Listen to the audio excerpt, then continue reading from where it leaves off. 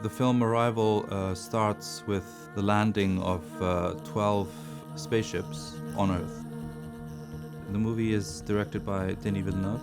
The main protagonist, which is played by Amy Adams, is a linguist, and she is hired by the government, by the armed forces, to communicate with occupants of the spaceships.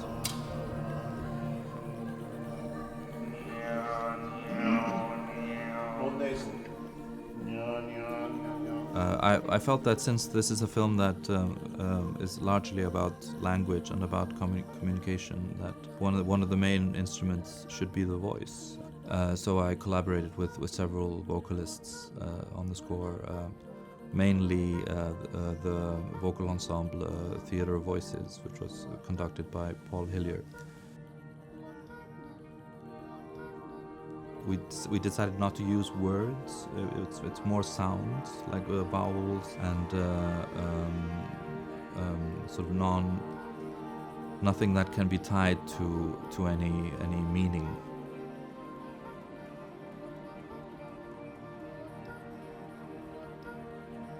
And so the voice, was an important initial element, but there's also a lot of percussion.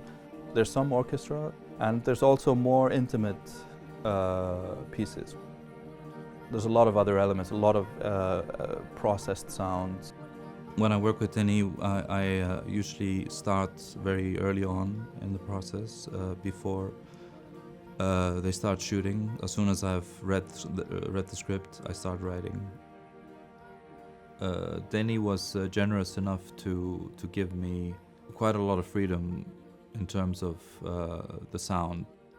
I did a session here in Berlin in a studio with a 16-track tape loop, which basically means that you take a 2-inch 16-track tape and you glue it together so it runs in a circle forever, which means that you can record loops on it, and you can also record over the original sound while keeping the original sound.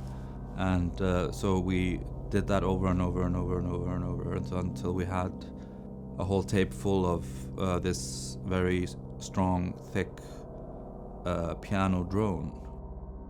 And then I asked Robert Ayeki Obrilo, who's a frequent collaborator of mine, and I asked him to sing a series of notes over this drone. When Rob was singing that first idea, those first few notes, I really felt that there was something magical happening. So I took out my iPhone and I recorded it, and I sent it to Denis, and it was only like 10 seconds. And Denis responded almost immediately, saying, "This is fantastic, you have to send me a 5-minute version of this." And he listened to this music throughout the process of filming.